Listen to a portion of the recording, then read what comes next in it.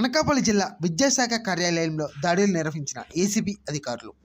ఈ దాడిలో 30,000 లంచం తీసుకుంటూ ఏసీబీకి రెడ్ హ్యాండెడ్గా పట్టుబడ్డ open school coordinator Kumar, Yalamanchili Geetanjali కాలేజీకి చెందిన principal open school custody centre అనుమతుల కోసం గత నెలలో డిస్టిక్ కోఆర్డినేటర్ సొసైటీ వారి దరఖాస్తు చేసుకున్నారని ఏసీపీ డీఎస్పీ మీడియాకు వెల్లడించారు.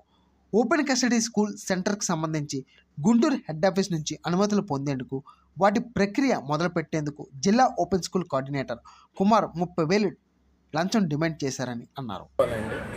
ఆయన వారి స్కూల్లో ఓపెన్ స్కూల్ ప్రారంభించడానికి అని చెప్పేసి ఆయన క్రిందటి నెల ఇక్కడ district coordinator open school society వారికి దరఖాస్తు చేయడం జరిగింది.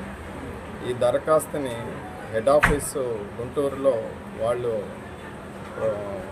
అనుమతి ఇవ్వాలి, దానికి ప్రాసెస్ చేయడానికి అని చెప్పేసి ఈయన ఇక్కడ కుమార్ అని చెప్పేసి ఆయన ముద్దాయి ఇందులో కేసులో. ఆయన డిస్ట్రిక్ట్ కోఆర్డినేటర్ ఓపెన్ స్కూల్గా పనిచేస్తున్నారు. ఆయన ఈ పని చేయడానికి ప్రాసెస్ చేయడానికి 30,000 రూపీస్ లంచంగా అడిగారు. అది ఇవ్వడం ఇష్టం లేని ఆయన నిన్న మాకు వచ్చి ఏసీబీ ఆఫీస్లో కంప్లైంట్ ఇవ్వడం జరిగింది. నేను దానికి సంబంధించి మా డీజీ ఏసీబీ అనుమతి తీసుకొని ఈ కంప్లైంట్ని ప్రాసెస్ చేసి ఈరోజు మధ్యాహ్నం 12:10 ముద్దాయి కుమార్ డిస్ట్రిక్ట్ కోఆర్డినేటర్ గారు వారి ఆఫీస్లో 30,000 రూపాయలు లంచం తీసుకున్న తర్వాత నేను రెడ్ హ్యాండెడ్గా పడుతున్నాను. ఈ 30,000 రూపీస్ కూడా ఆయన బ్యాంక్ జేబులో నుంచి స్వాధీనం పరుచుకుని సంబంధిత డాక్యుమెంట్స్ని కూడా సీజ్ చేయడం జరిగిందండి.